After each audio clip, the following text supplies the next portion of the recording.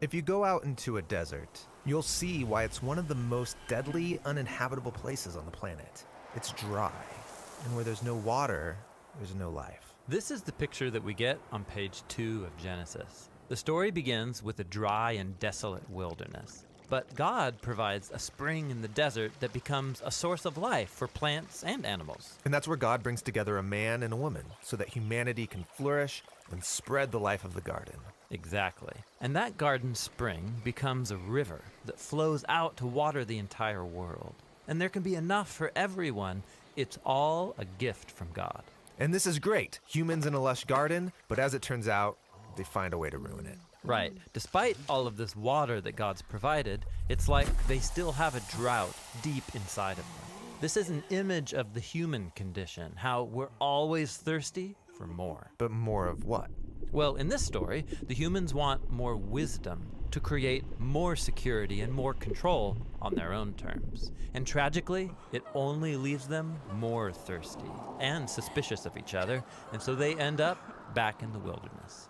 The humans have lost access to the water of life. And because of that, they can't spread God's life into the world. And so God needs to rescue them from the wilderness. Yeah, like in the story of Jacob. His selfish scheming ruined his family relationships, so he has to run from his problems out into the wilderness.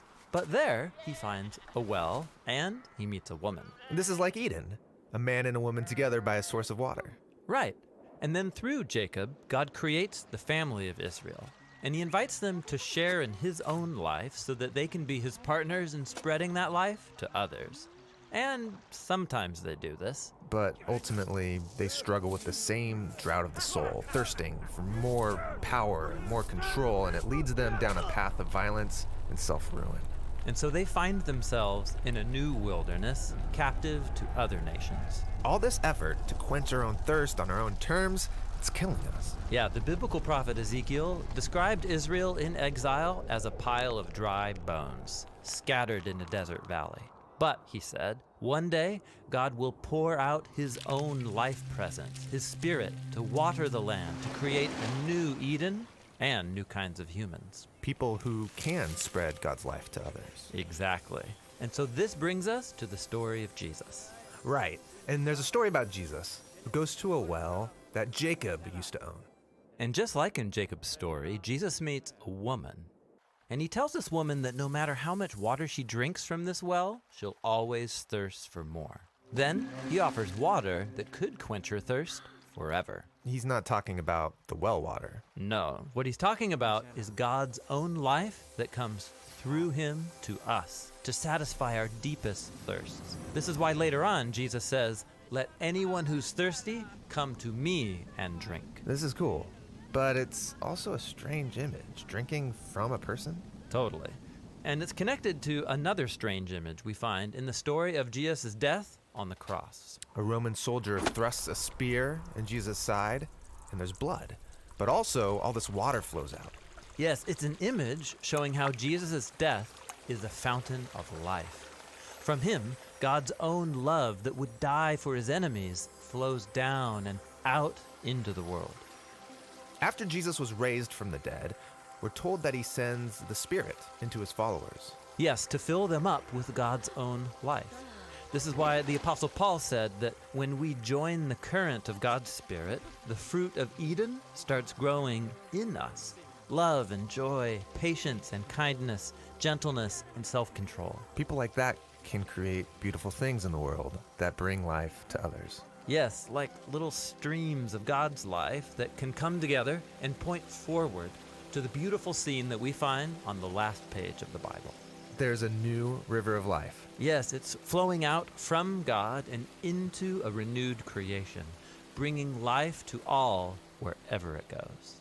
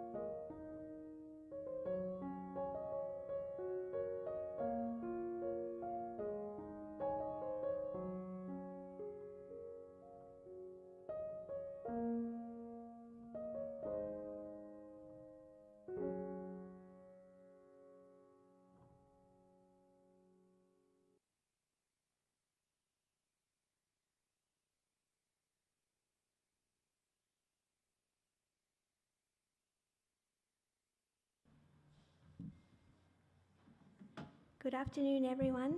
Welcome. If it's your first time, we're really glad that you could join us.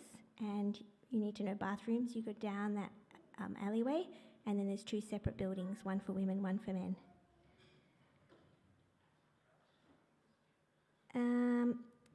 As you know, probably, we have lots of WhatsApp groups, and I'm not sure if this is working.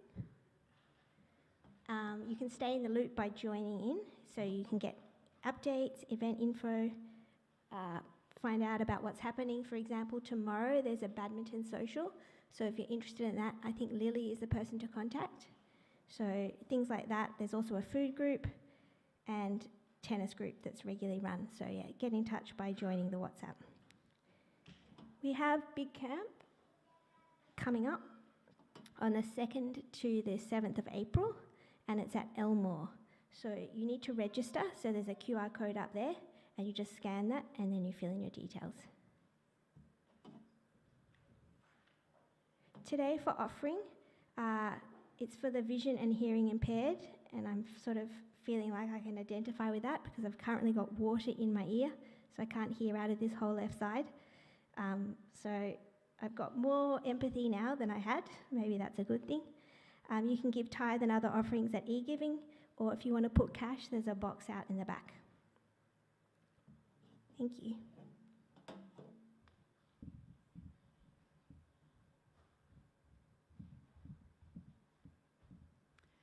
If we can bow our heads. Dear Father in heaven, Lord, thank you for blessing us with a great day today. Thank you for the blessed week that we all have. We pray for those traveling and returning from travel over the holidays, that you protect them to be safe and also give them time to rest as they return home. We also pray for parents and families who are growing as part of our church community, that you guide them and continue to support them to raise the children and their family in your ways. We also want to pray for those who are either transitioning, looking for new jobs, returning to jobs, or looking for new parts of their lives, that you continue to guide them through their journey. We also want to pray for our church families who are living overseas, Mike, Bernie and the girls, Peter and Natalia, Franklin and Alejandra, Eric and Lauren, that you continue to keep them connected with you and with us as well. And lastly, we want to pray for those who are suffering, those who are unwell, those who are affected by the bushfires, those who are affected by the floods, that you continue to provide them with ample amount of blessings, and you continue to bless those who wants to volunteer and wants to serve them in the midst of their troubles as well. Pray all this in Jesus' name, amen.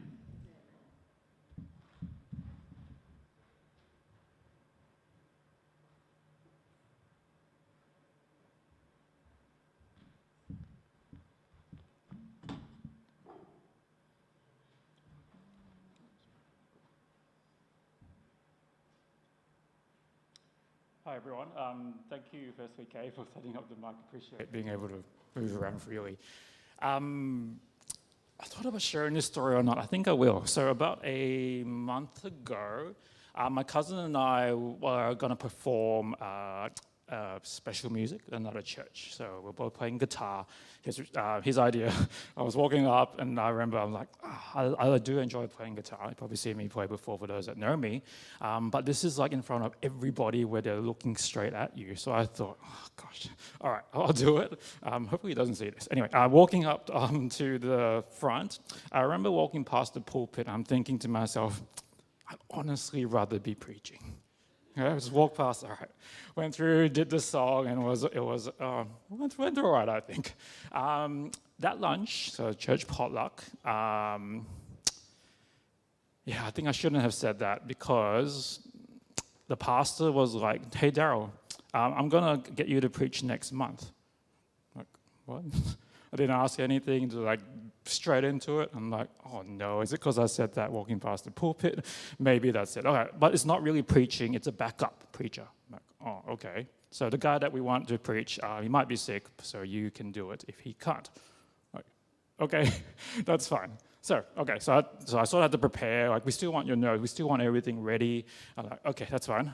Did all that, and then it's kind of awkward knowing whether you have to do the actual sermon, like preparing for, is anyone actually going to listen to this?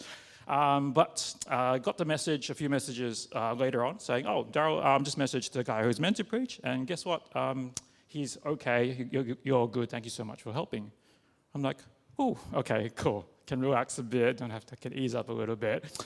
I thought I was free.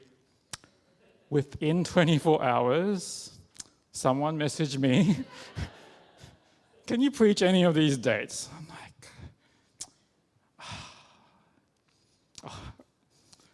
I had to say yes. You can't say no to that, right? Especially Jinha's quite high up now. You can't really say no to that. So like, okay. Well, whenever it's fine. So yeah, that's how this that's why I'm standing here. So thank you for the opportunity to preach. I'm gonna begin talking about holidays, so the holiday period. Let me switch to the slides. And you might be thinking, Daryl, it's middle of January. Why are you talking about holidays? Sorry, teacher talk coming in. Heather would understand. I also understand the teachers. Sorry, not sorry, but yeah, it's holiday period for us still. Most of us, maybe some of us going back. It's like, but yeah, if you, on your phones, I don't know if it's just an Apple thing, but you know how in photos they have like, they give you memories of what you did like a year ago? And so I remember my phone came up with some memories of what I did in the last holiday. So I was scrolling through my memory photo going, hey, this is pretty similar to what I did this holiday. So maybe it's quite repetitive for us. Maybe that's just for me as my personality, just like the same thing generally. But I thought we can do a really quick activity. We all had holidays in some way or another, at least hopefully at least the Christmas, New Year week. Can I get you to pull out your phones? And just very, very quickly, if you can open up to your photos. And you can sort of do this yourself if you want to reflect, but on your own, you're sitting with a friend or someone close by that you want to maybe share your photos with, that's obviously fine as well, whatever you feel comfortable with. But can I get you to scroll through the last month? Okay? Just the last month or so. So that takes us back to the middle of December when, yeah, maybe that's not quite holiday period, maybe we're still trying to wrap up the year, but for most of us, we're getting into that time where work's closing up, Christmas, for those that celebrate, is starting, and that season of, reflecting, refreshing, starting a new year happen. So, scanning through your photos just the last month or so, I wonder what comes up on your phone. I wonder what you're doing. I'm guessing it's mostly your hobbies or things you enjoy doing. Anyone into food in terms of taking photos of their food? Has that popped up a few places? Anyone go anything special, anywhere special? Maybe a nice walk or a nice hike somewhere? I know pet people will love their pets so much that it's just animals non-stop. So maybe yours is full of that. Anyone with kids? I can show you mine later. It's just kid photos throughout. But yeah, I wonder what your holidays are filled with. Yeah. Anyway, feel free to have a quick look, share with the person next to you if you want to. But yeah, whatever holidays you've had, and hopefully it was a good one. Sorry if it wasn't. But with this holiday period, yeah, I wonder who you spent the most time with. I wonder who is it fulfilled with.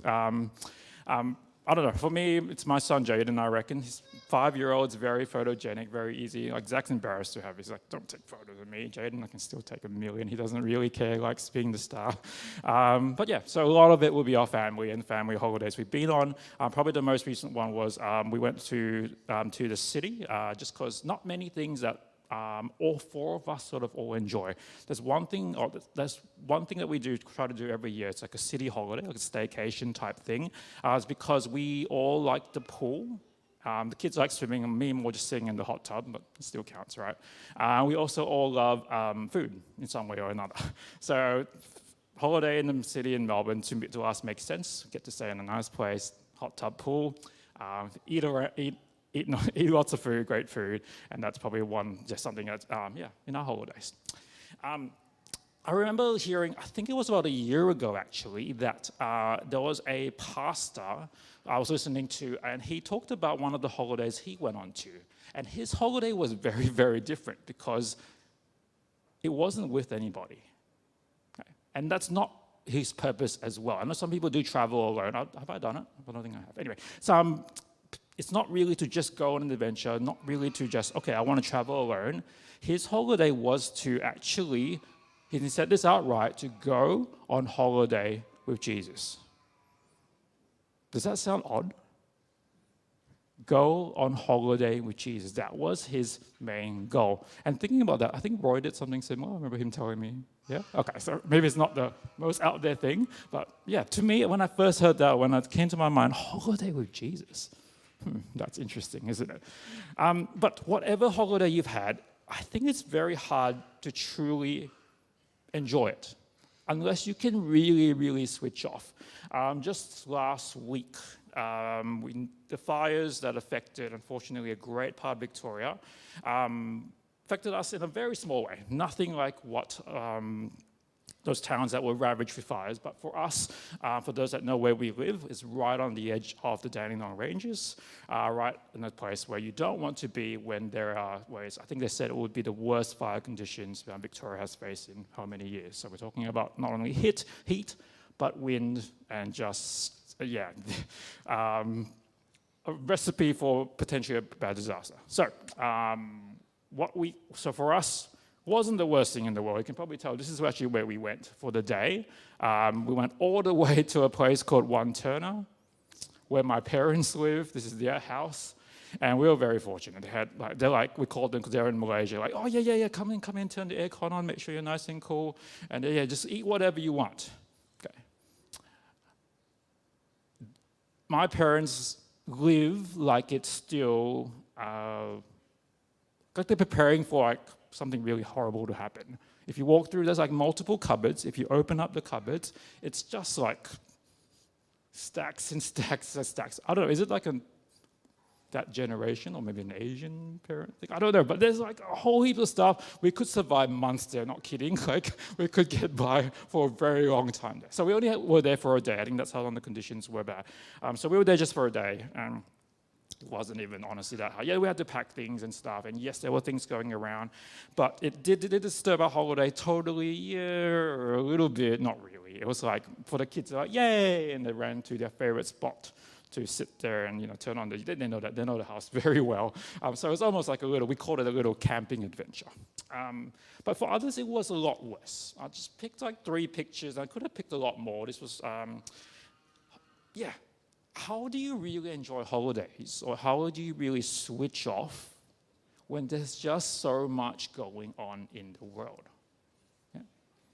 Whether it just be switching off from our own jobs and life, which is fair enough, I think that's very important for our mental health, but to switch off from all of that and more, it's just hard, isn't it? Or have we got used to it that, it's looking at that, it's just another year.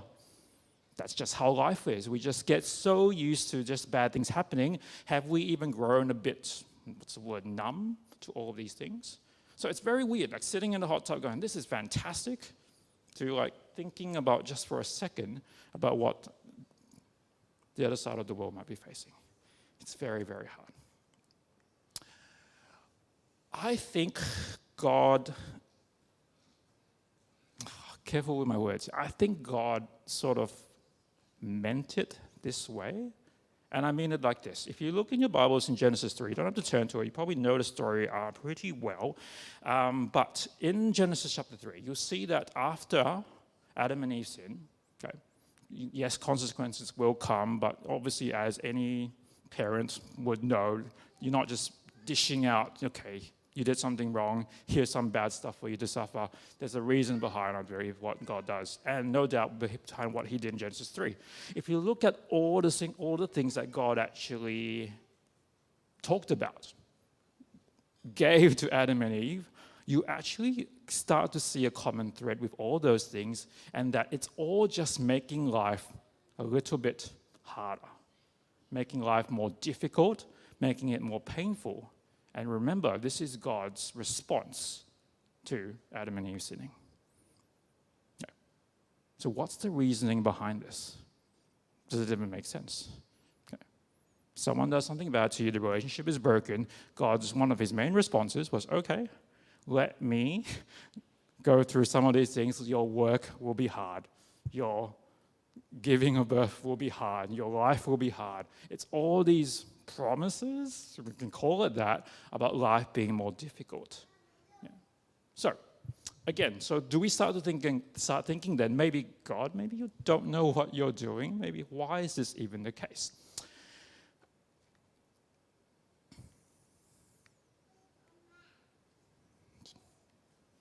Cool. All right. I often thought that life was all about just trying to get this, I think it's like being completely fulfilled. Being just, all right, I've got my life set, I've got my, my money sorted, I've got my life direction headed. I thought life is more about just making sure all the hassles about life get buried. And I think nothing wrong with that. I can imagine it's a good way to live. But isn't it just impossible sometimes to make sure life is just right? To make sure all the things are going well? First off, half the stuff we kind of control, being a lot of things are out of our hands. But it's just going against what God said in the first place, isn't it? If God said from the very start, hey, life is going to be difficult, I think in my mind, I often thought, no, I'm just going to try to make my life easier, make my life simpler. And I feel it's kind of the wrong way to think about these things in terms of when bad things happen, going, oh, getting angry at God, whatever it is, but rather seeing it as something else. So, I have to press it like 3 times for it to work. Is something wrong? Okay, cool. And it's buzzing it after I press it. Do I just keep going? Cool, all right. About a month ago, I had a conversation. It's a really awkward one. It's one where I had to hand in my keys and my laptop to my boss. And it will be like the last time. Jumping on, sorry. Okay, cool. I had to hand, so I went through that conversation. I was going to meet him down in the office. I was like, I wonder what we're going to talk about. We get along reasonably well, but it's the last time I'm going to say bye. I don't know if you guys had this experience, but to me, I'm like, I wonder what he's going to bring up. I could talk about things. Are we just going to, try to make it quick and painless, rip the Band-Aid off, see you later? Is he just going to try to avoid the topic and maybe talk about NBA like we normally do and just talk about basketball and what the latest is happening? I went in, I'm like, all right, whatever, stop thinking, let's just go into this, let's just say bye, let's do it. Okay. So I walk in, did the awkward, or maybe it's just, when I say awkward, it's probably just me being awkward, I don't like farewells normally. So I'm like, here's the stuff, and I don't remember too much.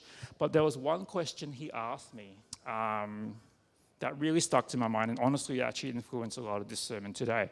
He asked me this question. He said, hey Daryl, how's your head? How's your head? For those that might not know, I won't go through all the details, but 2018, 17, I had what's called a meningioma. So basically, it's a tumor, thankfully not the cancerous in terms of like the spreading type, but still, nevertheless, sizable tumor. Big enough that when I first had the MRI to show that there was a tumor in my brain, there was a doctor that met me when I came out of the MRI. And that's never good that a doctor would want to see you that urgently, is it? Okay. So basically, meningioma in the front of my brain, had it removed 2018, 17.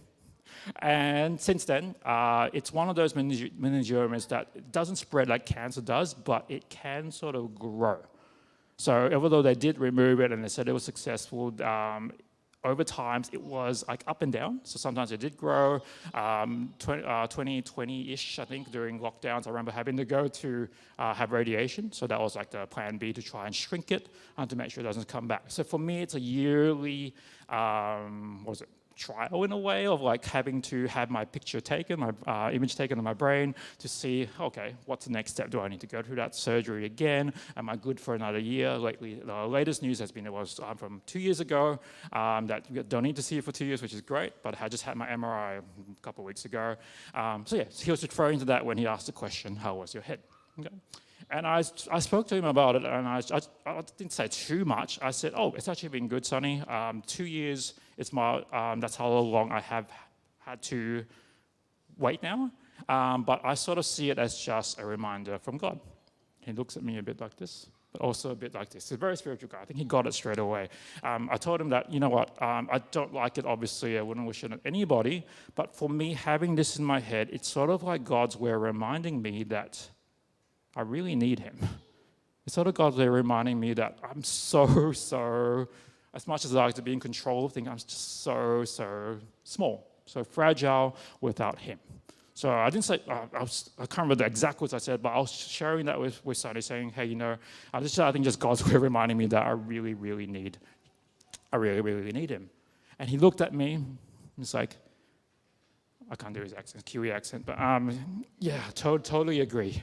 It's like, you know what, no, God's given us a certain number of time, and you know what, it can be, you know, we're lucky to wake up every morning. We should be thankful every time, and you know what, I think this is really good now. And that's where sort of this prompted this idea of this sermon, the whole idea that, yeah, I don't know, have you ever thought that question, how long do you have left? Yeah, it's kind of a scary question, I know, to really think too much about, but he said that, it's like, you know what, we don't know how much time we have left. And he actually talked about, he said, we don't know how much we have left. He said, it could be a year, it could be a couple years, or it could be like Anthony.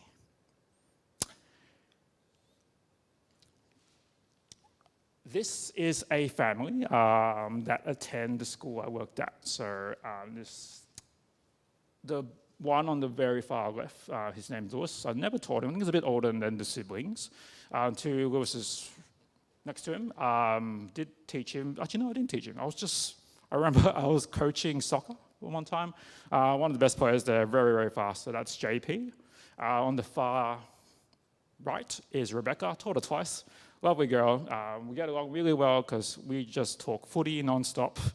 She just talks about ending footy, so that's really cool. And we want to staff a female and don't really get to talk much footy at work, which is great.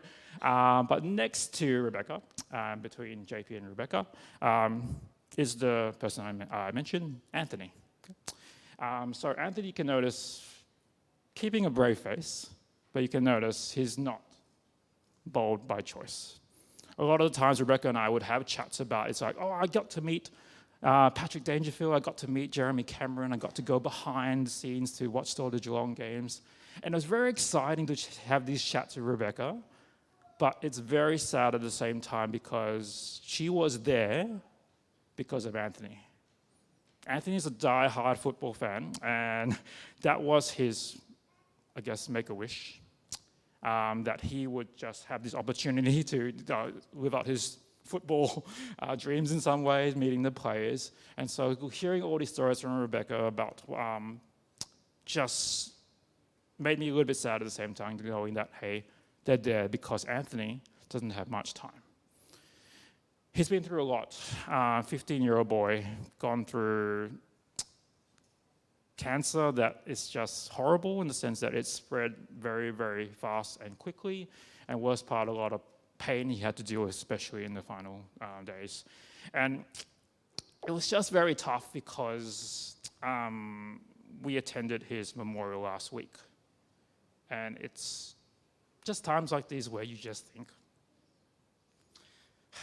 you know what, I don't know. It shakes your faith. It makes you question a lot of things when these sort of things happen.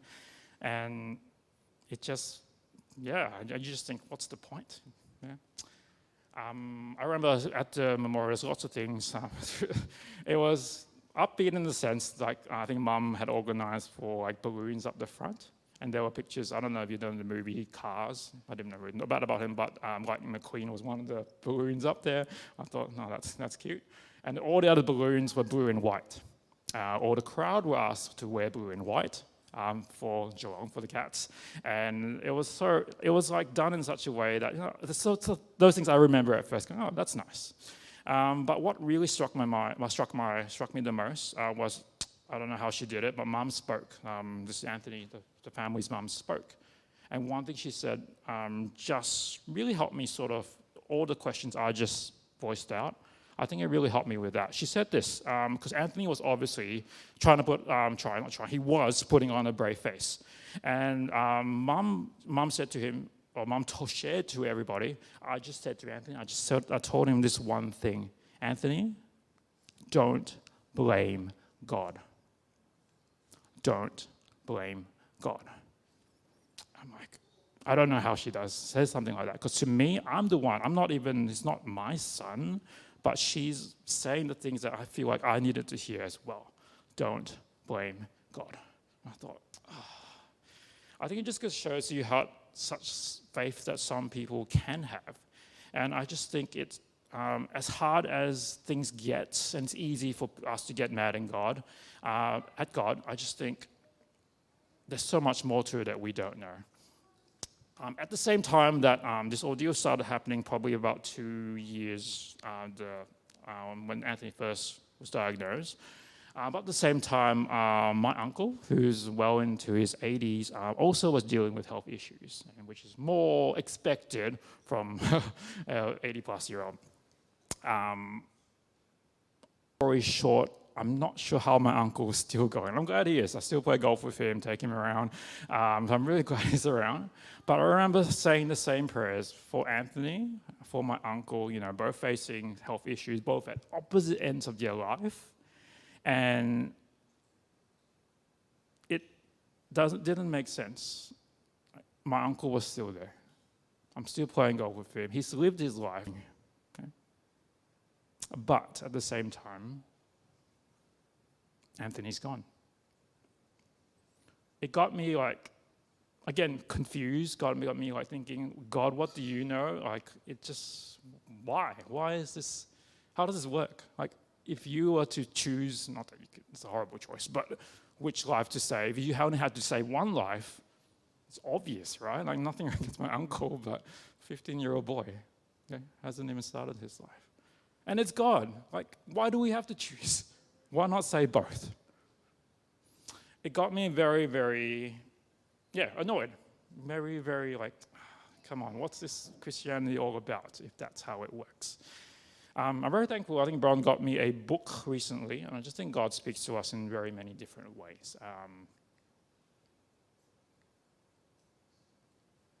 Sorry, 3 clicks isn't working anymore. Okay.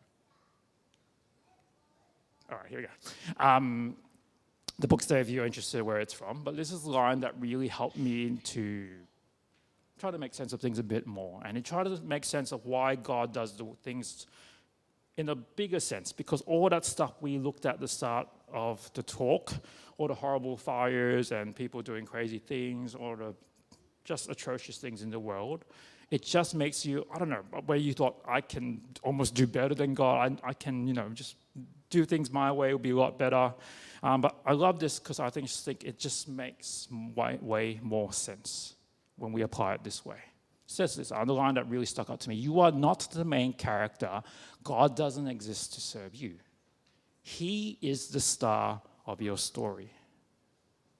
Have you thought about your life that way before?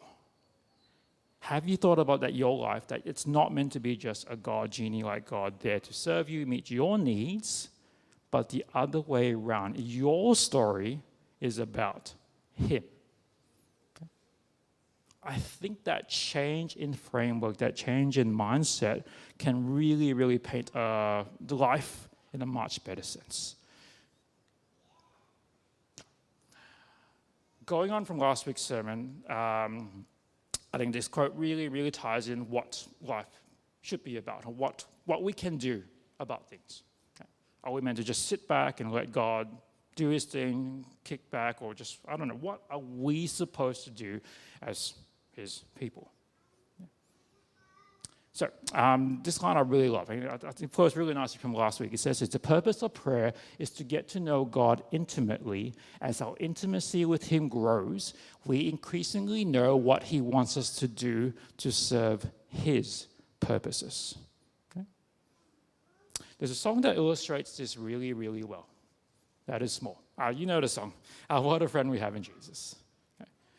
Sometimes I think we sing songs, for those that have been in the church a while, we know this song quite well. And sometimes when it's so familiar, we stop even thinking about what the words actually are about. Has that ever happened? It happens to me in the Bible sometimes, but I know the story, I switch off. I know the song, I switch off. But having the chance to really think about this song, I think it really helped me a lot because, yes, the title is called What a Friend We Have in Jesus. And is, I guess, about friendship if you go by off the title. But if you look at each and every verse, it really paints a really intimate relationship that we can have with Jesus. Every single line talks about, I think it's very fitting for a just before Jesus comes type scenario where, there is difficulties, where there are things that doesn't make sense, where we're going through different burdens and trials. But if you look at it, the part that really, really is important, and as Junhao was alluding to last week, is that we really need to connect with God. How? In this sense, through prayer, through talking, through communication. So I truly believe that you've probably heard many Second Coming sermons, and I think it's the most obvious sermon to be preaching, the most obvious message that Adventists, is in our name, should be hearing about. But it's not so much about world events and not so much about, is which pope or which law, which things like that, and that's all important. But isn't it way more important that we get this right? Isn't it way more important that we learn to connect with Jesus intimately? Okay. Jesus also brought this up in a very interesting way. If you stop to think about this parable, it doesn't make sense. Think about it in a modern day setting, okay? When's the last wedding you've been to? Imagine that wedding. Imagine everybody gathered at the wedding, all in anticipation of the groom. Who does that? No one. Can you imagine that? Boys, people that have been married, I can't imagine myself. I'd be so awkward if everyone started waiting for me. I'm like, no, can we just skip this? I'll just sign the papers. I'll skip that part. Thank you very much. But I looked it up a bit, and every culture that does it this way all had the word ancient. I'm pretty sure that somehow the roles have switched. For those that know history better, maybe you can tell me why later. But anyway, that doesn't quite make sense today, because I'm pretty sure when you go to a wedding, you're not all excited to see what the groom is wearing, are you? It's all about the bride. Okay. But anyway, let's switch things around. Okay, let's pretend like, we're back in there, and that's how it was in a better sense, that we're actually waiting the anticipation.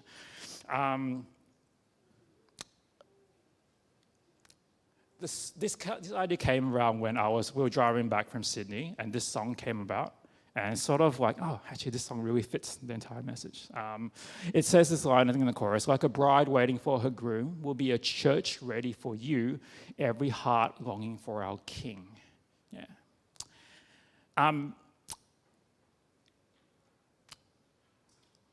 Our wedding day.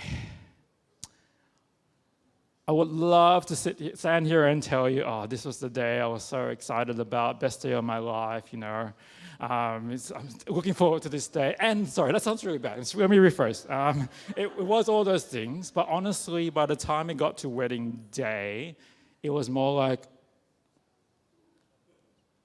I'm tired. I just want this thing to, just get it done. I don't know. It just felt like a lot of like stress, and you know what I mean? Like, I just want to just enjoy now. Okay. So, we didn't do this. Obviously, no one was waiting for me. We were all waiting for Bron. And I honestly don't know what I was thinking. Like the Bible says, you should be waiting, anticipating, and all these things. I don't know. I think it's sometimes when so many things are going through your head, I don't even think about. I just switch off. Maybe it's just me and it's a bad sign, but I wasn't thinking, oh, I can't wait about the future we're going to spend. To me, there's a lot of people in this church.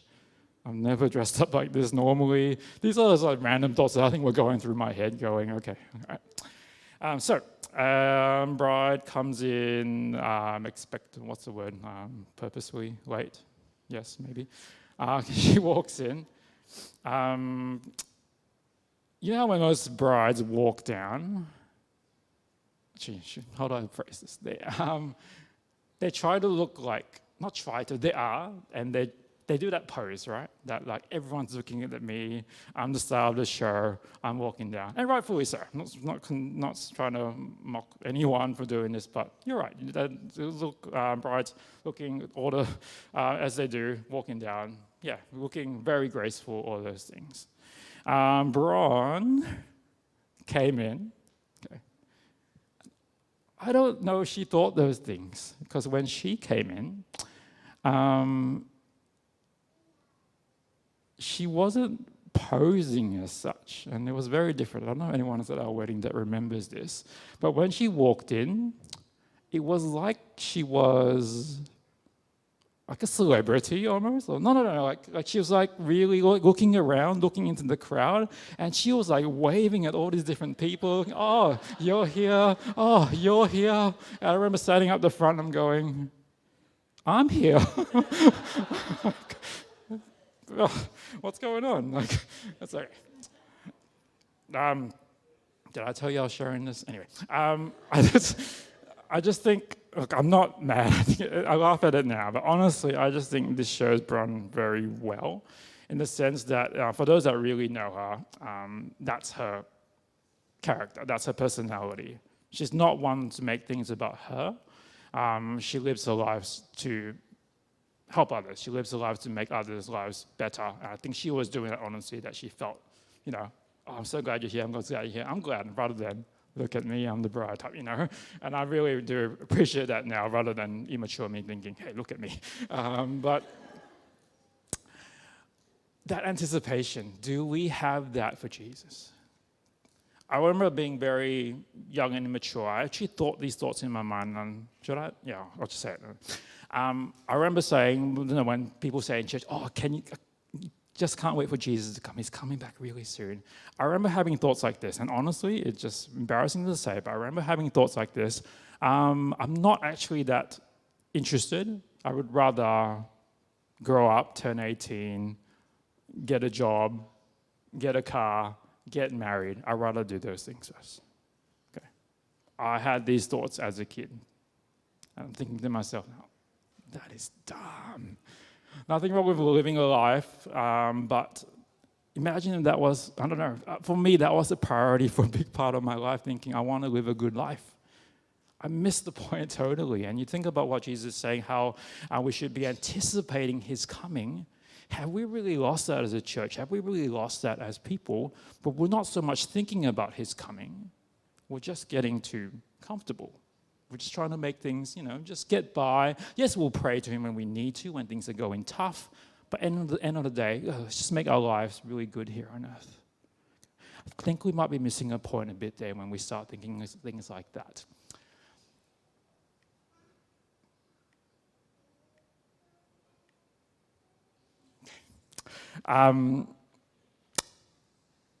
In the Bible, it says this: now we see but a poor reflection as in a mirror. Then when we shall see face to face. Now I know in part, then I shall know fully, even as I am fully known. The reason I brought up this verse, I think, for those that have been through marriage, I think this analogy really helps to understand the picture we get with God. Because often I think, yeah, it's great to get to know Jesus, and we read our Bible, sing our songs and stuff, and we think, okay, that's nice. Sometimes it's really good. But I think it's important to remember that that is still just a glimpse. It's not meant to be the goal of being a Christian, a goal of living our faith. It's just this, God speaking us through the Bible, through songs and that. It's almost like the dating phase. Remember when you're like dating and you're like, it's like, yeah, it's good. You get to go on dates, you see it, you can look forward to it and things like that.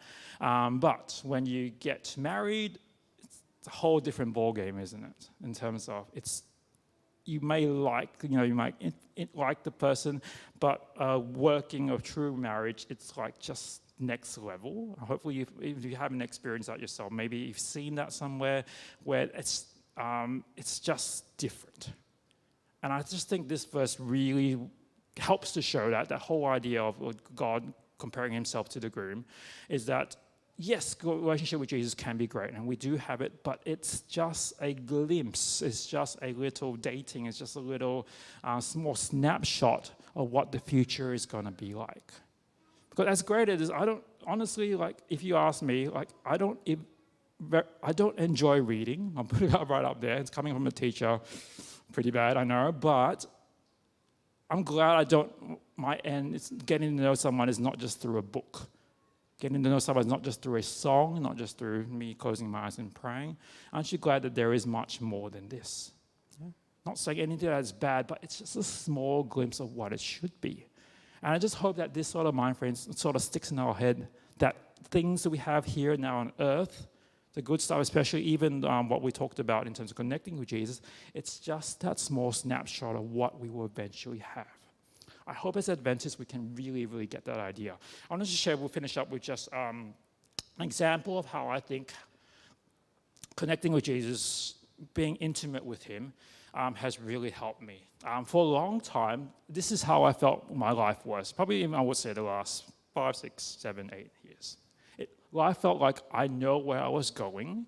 I was working at a Christian school, at an Adventist school. I thought, okay, God, I know you want me here. I get to share my faith. I get to work with kids who I feel comfortable with. I get to do all these things, and I felt life was clear. I felt like my goal, I can see where it is. I feel like, okay, this makes sense. Okay. And I'm sure you've had moments like that. Hopefully you had. But lately, my life has not felt like this at all. My life has felt more like this. More like, where am I going next?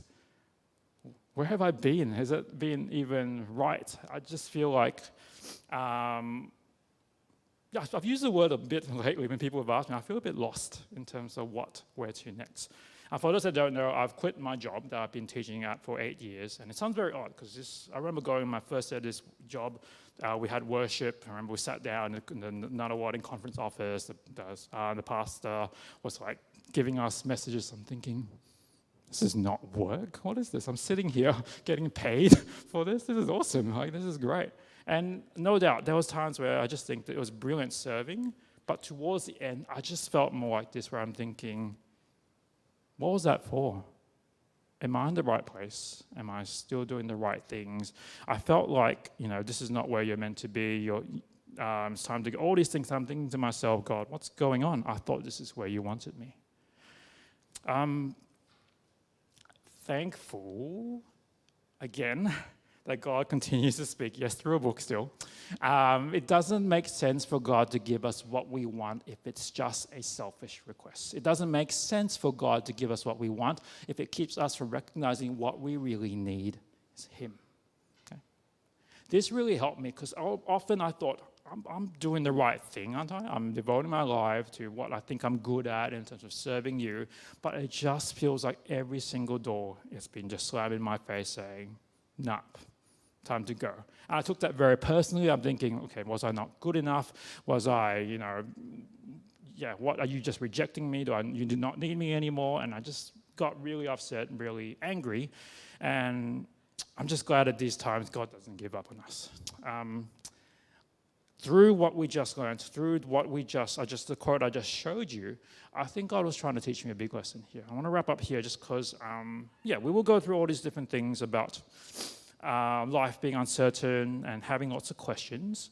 But I remember just over the last couple of weeks of me having all these questions in my mind, one questioning about God, I remember this line came out. And it was from a boy I got to teach twice, also in Rebecca's class. I remember him saying this was like, this is like really, really cool. He said this, I didn't know who Jesus was before you taught me in year 3. Now I pray to him every day.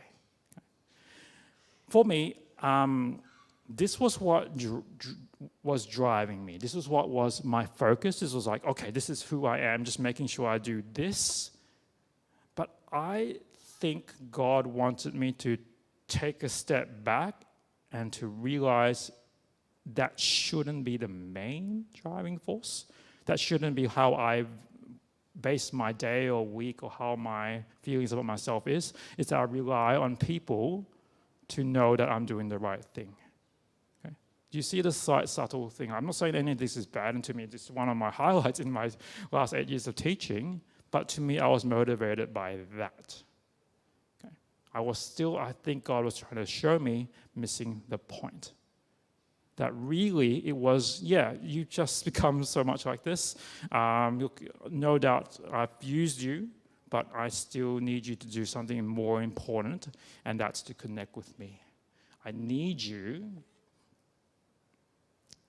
to come on a holiday with me. Right? If you're wondering where you are in this world, and life can seem messy, and Jesus may seem far, and things may seem complicated, it just boils down, I reckon, to this key fact. And it starts there. It doesn't end there, but it starts with having that connection with Jesus, knowing him intimately, knowing him like that. That's what's going to keep us, get us through anything. That's what's going to keep us going. And that's what we're hopefully looking forward to. Okay? When we get past this dating stage, this initial stage, and we get to what's really, really important. To finish up, it's a song in the 90s, in mid-90s from Hillsong. I don't think anyone knows. I was thinking about, not singing it for you, but having the song done. But anyway, we'll just have the words up. It says this, now is the time to worship you. Now is the time to offer you. All my thoughts, my dreams, and plans, I lay it down. Now is the time to live for you. Now is the time I'm found in you. Now is the time your kingdom comes. Could you join me in prayer? Father in heaven, thank you so much for the reminder of your nearness, of your coming, the urgency that it has. And Lord, I just pray that wherever we're at, we can learn to really see your coming as something we can really look forward to, something that you've planned much more than we thought about, and that your timing will be right and perfect. Lord, for all the things we don't understand, for all the things that cause us doubt in the world, for things that just trouble us and bog our minds, we just pray, Lord, that we can learn to connect with you. We learn to see things from your point of view, see you as a star, and we can learn to live our lives for you in this sense, and that, Lord, we can be your children, eagerly awaiting your coming, and we look forward to that day. In Jesus' name we pray. Amen.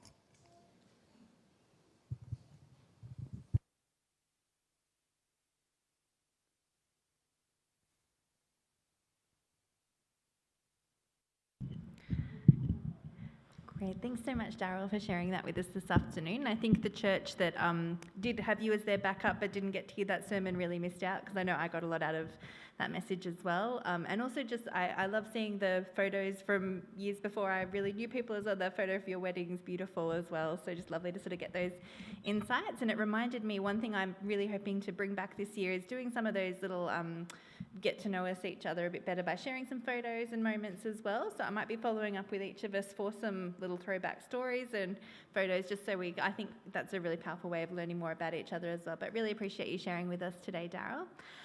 Now, for the rest of the program this afternoon, we do, as usual, have the Kids Sabbath School. We also have our discussion time, which is in the fellowship hall in the back. I pointed to that door, but we are encouraged to go through this door. So sorry, excuse my hand gestures. Left and right is always a little bit of an ongoing battle for me. So this door, adults go through.